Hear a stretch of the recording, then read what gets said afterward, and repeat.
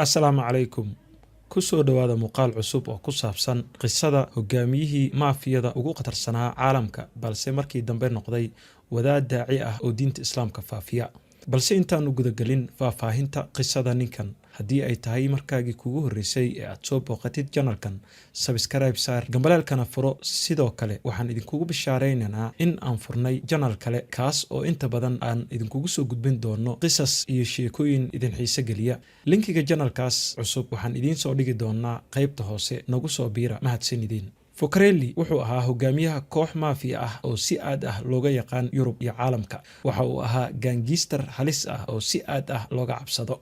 Vince Focarelli waxaa lagu tiriyaa in uu ahaa shakhsiyaadkii sida weyn looga baqi jiray ee soo mara taariikhda kooxaha maafiyada tan iyo qarniga 19aad oo ahayd xilligii ay sida weyn uga soo shacbixeen Yurubta galbeed iyo qaaradda Amerika. Vince Focarelli waxa uu ka badbaaday 6 iskuday dil oo la doonayay in lagu qaarijiyo, waxaana ka mid ahaa iskudaygii lagu dilay wiilkiisa, taasoo bedeshay noloshiisa, magaciisa iyo diintiisa hore.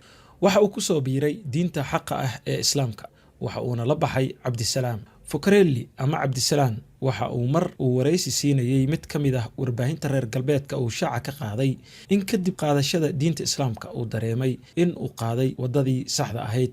Waxa uu furay maqaayado waaweyn kuwaasoo lagu quudiyo dadka masaakiinta ah iyo kuwa aan haysan wax ay cunaan iyo meel ay seexdaan. Sidoo kale Cabdisalaam waxa uu sabab u noqday inay dad badan madaxiisa u soo galaan diinta islaamka. Cabdisalaam galab walba oo Talaado ah waxa uu quudiyaa ama quudin jiray fuqarada aan awood u lahayn in ay raashin iibsadaan. Waxa uu ku quudiyaa dhabarka dambe maqaayad kofeega laga cabo oo isagu leeyahay. Sidoo kale ninkan ama Cabdisalaam waxa uu inta badan diraa fariimo uu kula hadlayo saaxiibadiis hore ee ay maafiyada iskala tirsanaayeen. Waxa uu u soo jeediyaa in ay iska daayaan hawsha ay ku jiraan. Waxa uu kula taliyaa in ay kula soo biiraan diinta islaamka una adeegaan shacabkooda. Waxa uu sidoo kale u sheegaa in haddii qofka shar uu sameeyo ay saameyn ku yeelato qoyskiisa, gaar ahaan xaaskiisa iyo carruurtiisa, sidii asigaba ku dhacday markii uu wiilkiisa ku waayay isku day dil oo la doonayay in isaga lagu qaarijiyo. Cabdisalaam oo magaciisa hore ahaa Focarelli waxa uu ku soo barbaaray qoys Catholic ah, waxaana dhalay aabba iyo hooyo Italian ah, laakiin isagu hadda waxa uu muslim yahay 15 sano. Waxa uuna qiray in uu ka dhumay wadadii saxda ahayd. Waxa uu sheegay in uu hadda si aad ah ugu dadaalo ku dhaqanka diinta islaamka. Focarelli kadib markii uu wiilkiisa ku waayay howlgallada khatarta ah ee uu ku lug lahaa, waxa uu bedelay qaab nololeedkiisa hore. Waxa uu xusay in markii uu bartay akhristay aayado ka mid ah Quraanka Kariimka, uu dareemay in ay isaga si qaas ah ula hadlayaan. Waxa uu sheegay inay si gaar ah u taabteen aayado Quraanka Kariimka kuwaas oo qeexaya in ummad waliba oo dunida ku kornool ay leedahay muddo go'an. Muddadaas markay dhamaatana aan saacad go'an, saacadaas markay dhamaatana aan sikin dib loogu dhigeen loona soo hormarinayn.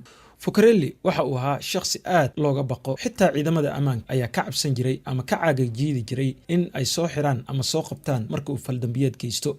Kadib markii uu diinta islaamka qaatay, magaciisina uu bedelay, waxa gabi ahaanba isbedeshay noloshiisa. Waxa uu noqday daaci dadka ugu yeeray diinta islaamka. Waxaa madaxiisa ku soo islaamay qaar badan oo ka mid ah asxaabtiisa hore iyo xaaskiisii. Inkastoo markii hore ay ka biidiiday in ay islaamto, waxay sheegtay in ninkeeda waa Focarelli uu markii hore ahaa nin aad u dhib badan, si joogto ahna u dila una isticmaali jiray khamriga. Balse markii uu diinta islaamka qaatay, uuna noqday nin jacayl iyo naxariis badan, taasoo ku qancisay in iyadana ay diinta islaamka qaadato. Focarelli oo hadda loogu yeero Cabdisalaam waxa uu sheegay in qaadashada diinta islaamka ay ka dhigtay mid hadda mar labaad dhashay oo kale. Waxa uu intaas raaciyay in aan la qiyaasi karin farxadda xad dhaafka ah ee uu dareemayo. Halkaas ayaan ku soo gabagabeynaynaa qisada Vince Focarelli, hogaamiyihii maafiyada Yurub, haatana noqday daaci faafiya diinta islaamka. Haddii aad muuqaalkan ka heshay, la sii wadaag asxaabtaada kale. Hana ka iloowina like-ta. Mahadsanidin.